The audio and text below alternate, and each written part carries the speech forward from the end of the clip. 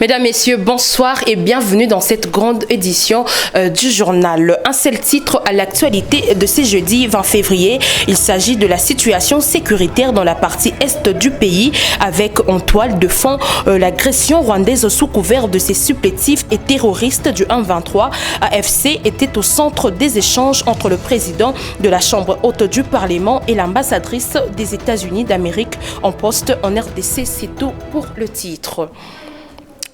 Bienvenue une fois de plus dans cette grande édition qui s'ouvre par cet élément. L'urgence humanitaire et sécuritaire dans les zones occupées par le Rwanda était au centre des échanges entre le gouvernement et la MONUSCO. La première ministre Judith Suminwa a devant la délégation de la MONUSCO exigé le respect du droit international humanitaire pour le repatriement du personnel politique et militaire ayant trouvé refuge dans les installations de la mission onusienne. Alphonse Poissa pour le commentaire.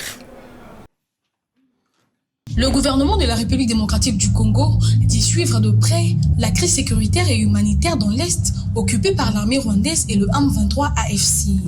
La première ministre a rencontré mardi 18 février 2025 dans la soirée la délégation de la MONUSCO dirigée par Bintou Keïta pour discuter les enjeux humanitaires. Le gouvernement exige le respect du droit international humanitaire pour le rapatriement du personnel politique et militaire ayant trouvé refuge dans les installations de la mission onusienne. Le vice-premier ministre de l'Intérieur a indiqué qu'il y a eu des avancées dans le sens d'établir un couloir humanitaire important pour les millions de déplacés vivant dans la précarité. Ils sont focalisés principalement sur les zones occupées, c'est-à-dire la ville de Goma et la ville de Bukavu. Et la problématique a tourné autour de nos hommes, nos FARDC, nos vaillants combattants, et notre personnel politique qui se trouve jusqu'à présent dans la ville de Goma, dans les locaux de la MONUSCO. Et il était question de se garantir mutuellement de leurs conditions, de leur prise en charge, de leurs droits, et surtout leurs droits conformément à la Convention de Vienne, au droit humanitaire, et je crois que l'échange était très positif, était fructueux. A rappelé que la RDC et son gouvernement est très préoccupé par la situation de tout son personnel, ses FARDC et le personnel politique qui se trouve dans les enseignes pour qu'ils puissent rentrer selon le droit international. Je l'ai dit dans les titres, la situation sécuritaire préoccupante dans l'est du pays. Le président de la Chambre haute du Parlement a reçu le mercredi 19 février le message des soutiens des États-Unis d'Amérique par les biais de son ambassadrice accréditée à Kinshasa, Lucie Tamlin, qui dit soutenir l'intégrité territoriale de la RDC et appelle à un accord de cessez-le-feu. Gaston Bouy. Le président de la Chambre haute du Parlement, l'honorable Jean-Michel Sama Lokonde Kyenge, a reçu en cabinet de travail au Palais du Peuple l'ambassadrice des États-Unis d'Amérique en poste à Kinshasa, Madame Lucie Tamlin. La situation sécuritaire dans la partie est de la République démocratique du Congo, avec en toile de fond l'agression rwandaise sous couvert des supplétifs et terroristes du M23 AFC, était au centre des échanges. Se confiant à la presse à l'issue de cette rencontre, la diplomate américaine n'est pas allée par quatre chemins pour condamner l'agression rwandaise et exprimer les soutiens et la solidarité de son pays à la République démocratique du Congo, dont la souveraineté et l'intégrité du territoire ne doivent être violées par un pays étranger. Merci. Je me suis entretenue avec Monsieur le Président du Sénat. En fait, c'était pour faire le point par rapport à les dernières actualités, exprimer notre solidarité avec le peuple congolais et aussi condamnant l'agression rwandaise avec le M23. Nous soutenons fermement l'intégrité territoriale de la RDC. Nous appelons pour un accord de cessez-le-feu, pour un corridor humanitaire pour aider les gens qui sont affectés par la violence, et pour que tous les partis reviennent aux tables de négociation dans le contexte de le processus Luanda et processus Nairobi. En fait, nous avons dit à plusieurs reprises l'importance de la retraite de toutes les forces rwandaises de la territoire congolaise et aussi que nous avons l'intention d'utiliser tous nos leviers diplomatiques. Le vice-premier ministre, ministre de l'Intérieur, Sécurité, Décentralisation et Affaires coutumières, Chabani Louko, a présidé une réunion sécuritaire avec tous ses services à son cabinet de travail. La situation sécuritaire en général du pays était au menu de cette réunion stratégique. Gaston Bouilly nous en dit plus. C'est de préciser que Kinshasa, la situation sécuritaire est relativement stable. Alors, nous profitons de l'occasion pour informer à notre population de Kinshasa de ne pas céder à l'intox. Alors, il s'est propagé beaucoup de faux bruits, beaucoup des alertes fausses qui a essayé d'instaurer l'intoxication, mais également la psychose par rapport aux faits qui ne sont pas justement réels. Alors, aujourd'hui, nous profitons de l'occasion sur justement les orientations du vice-premier ministre, ministre de l'Intérieur, pour appeler les Kinois à l'apaisement et leur demander d'évacuer librement à leur occupation. Et que toutes les solutions sécuritaires sont prises en charge. L'armée et la police sont justement là pour accompagner toutes ces mesures, afin que les Kinois puissent continuer à vivre paisiblement dans l'étendue de la ville de Kinshasa. Une brève dans cette édition, il est formellement interdit aux gouverneurs de province, aux administrateurs de territoire et autres cadres de base de quitter leur entité respective ou d'aller à l'étranger. Cette mesure est prise par le vice-premier ministre, ministre de l'Intérieur, Jacquemain Chabani, afin que ces autorités puissent être aux côtés de leurs administrés et d'assurer l'encadrement de la population pendant cette période cruciale. Ils sont tenus de prendre toutes les dispositions utiles et nécessaires pour assurer la sécurité et l'encadrement optimal de la population qui sont sous leur responsabilité. La Russie s'étonne du silence des Américains et des Européens concernant la présence de mercenaires européens dans l'est de la RDC, alors que tous deux condamnent toute coopération entre Moscou et le continent africain dans le domaine de la sécurité. Suivez. Longue histoire sanglante. Et il faut éliminer ces causes profondes. On ne pourra parvenir à un règlement durable qu'après la fin de la coopération d'États avec des groupes armés illégaux, notamment la FDLR. Je voudrais dire que sans règlement du statut du M23 dans le cadre d'un dialogue intercongolais, il n'y aura pas de formule politique de cessation du conflit.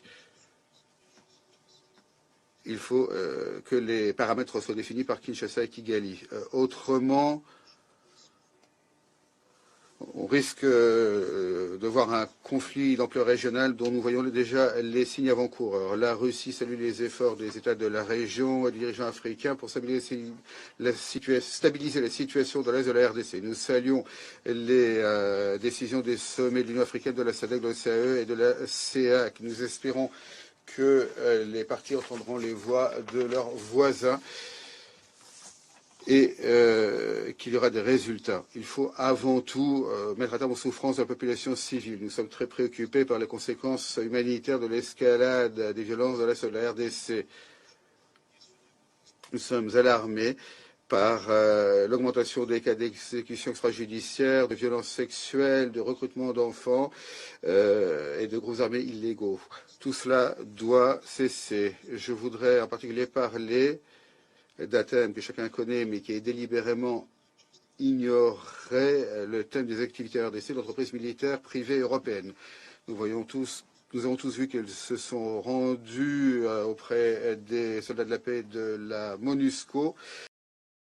Les entrepreneurs congolais et canadiens ont été invités à l'ouverture de la 3e édition de la Semaine canadienne à travailler en synergie en vue de faciliter les échanges, de mettre en avant les opportunités d'investissement et des partenariats entre les deux pays. Suivez Regina Tikachungu, l'une des panélistes au micro de Lydie Djamba.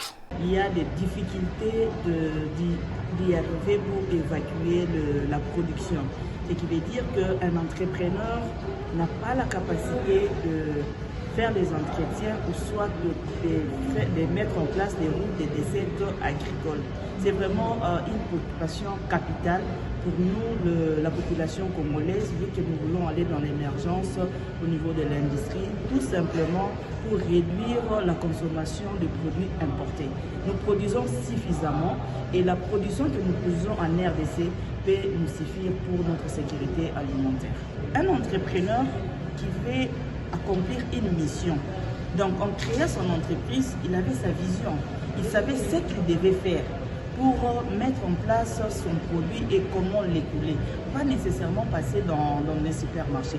Oui, moi je reconnais les responsabilités de notre gouvernement parce que je voyage dans plusieurs pays ou même dans des pays africains, les gouvernements imposent 60% de produits locaux dans des supermarchés.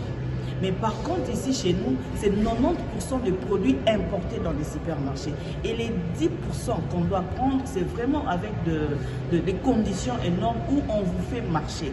Et j'ai décidé, je me suis dit, non, je suis congolais, je suis quand même dans ma terre et je ne peux pas courir derrière pour mettre mon produit dans les supermarchés. Au moment où je suis capable, c'est ma vision, c'est mon objectif, de créer aussi des points de vente. Pourquoi pas arriver aussi à créer un supermarché congolais. Bouclons cette édition par cet élément qui parle éducation. Il s'agit donc du service national que dirige le lieutenant général Kassongo Kabwik, a remis 450 bons pupitres aux étudiants de l'Institut supérieur des techniques appliquées Istandolo. Cette action s'inscrit dans le cadre de la matérialisation de la vision du chef de l'État Félix Tshisekedi. Il s'agit du premier lot que le haut commandant du service national, le lieutenant général Jean-Pierre Kassongo Kabwik, a remis à l'Institut supérieur des techniques appliquées pour améliorer leurs conditions au moment d'apprentissage, comme souhaité par le président de la République, Félix Tshisekedi. Le premier lot de 450 bancs vient d'être mis à leur disposition et dans le prochain mois, on viendra recompléter. En fait, mon sentiment, c'est le même.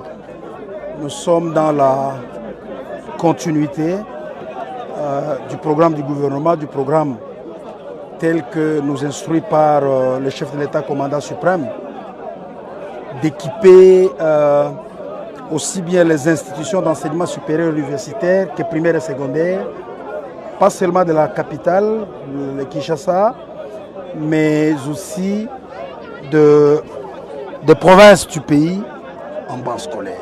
Ce geste du service national est apprécié à sa juste valeur par les autorités de l'ISTA qui ont aussi salué le travail abattu par le chef de ce service de l'État. La cérémonie de ce jour nous offre l'opportunité de vous féliciter pour l'excellent travail que vous êtes en train d'abattre au service national. Il faut dire que la caravane du service national continue sa ronde dans la ville-province de Kinshasa des distributions des œuvres fabriquées par les ex-Kuluna, aujourd'hui devenus bâtisseurs. C'est tout pour cette grande édition de ce jeudi 20 février. Voici les rappels des titres. La situation sécuritaire dans la partie est du pays en toile de fond. L'agression rwandaise sous couvert de ses supplétifs et terroristes du 1-23 AFC était au centre des échanges entre le président de la Chambre haute du Parlement et l'ambassadrice des États-Unis d'Amérique en poste en RDC. Mesdames, Messieurs, c'est par ici que se boucle cette grande édition. Merci de nous avoir suivis et restez branchés sur nos antennes. Au revoir.